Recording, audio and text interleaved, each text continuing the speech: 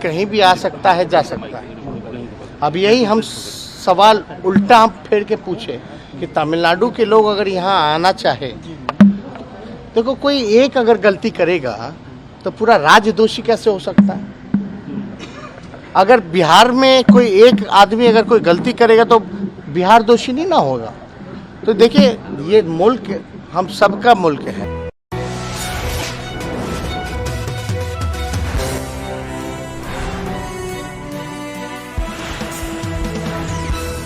कहा जा रहा है कि वर्कर्स नहीं वहाँ से वर्कर्स जो आ रहे हैं वहाँ एक बार टीम को जाने दीजिए। टीम गई है, जब टीम गई है जो रिपोर्ट होगा उसके आधार पर जो है अग्रसर कार्रवाई की जाएगी।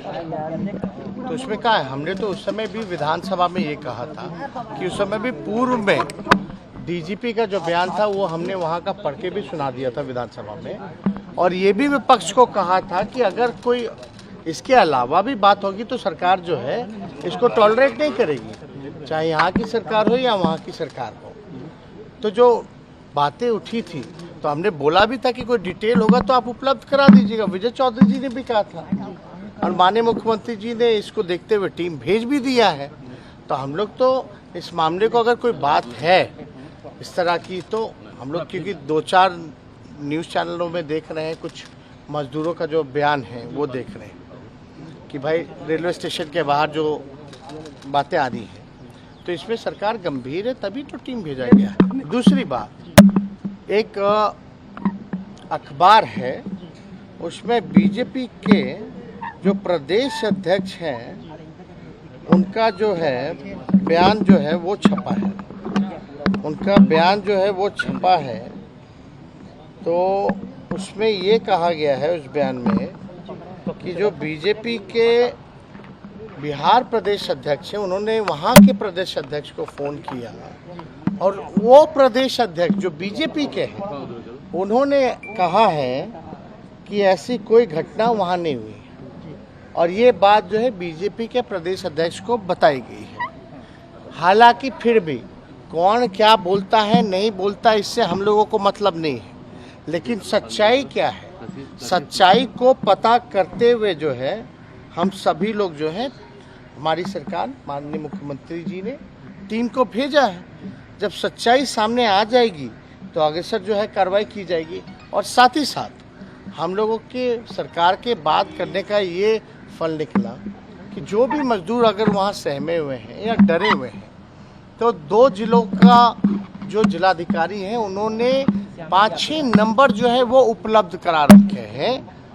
कोई भी अगर कोई फंसा है कहीं तो इमीडिएटली जो है उस नंबर पे कांटेक्ट करके जो है अपनी बात को रख सकता है। तो सरकार वहाँ की जो है कार्रवाई। बिहार के लोग वापस जा सकते हैं तमिलनाडु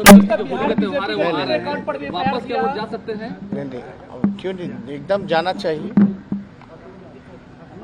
और हम तो कहेंगे देश में कोई भी कहीं भी आ सकता है, जा सकता है।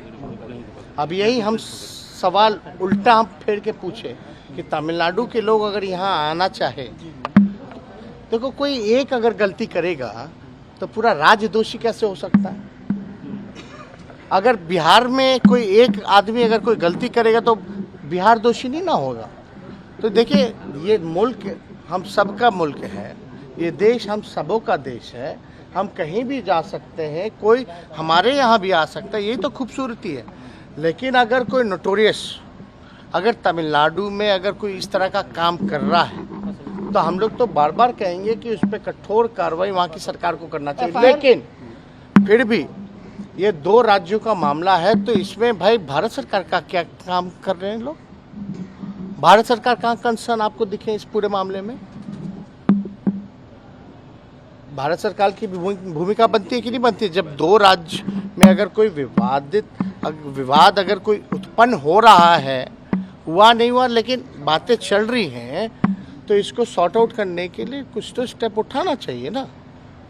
हम लोग तो टीम भेज रहे हैं, सारा चीज़ हो रहा है, लेकिन इस तरह का देखिए हम बार बार कहेंगे, कोई भी कहीं भी इस देश में रह करके अगर घृणा फैलाने का काम करेगा, समाज को बांटने का प्रयास करेगा, तो इनसे हमको सावधान रहना चाहिए। बीजेपी के अकाउंट पर एफआईआर किया गया, तमिलनाडु पुलिस ने एफआईआर किया है, सोशल मीडिया अकाउंट पर एफआईआर की है, कैसे देखते हैं? देखिए, हमने पहले बोला कि तमिलनाडु पुलिस का मानना ये है कि वहाँ ऐसी घटना नहीं हुई।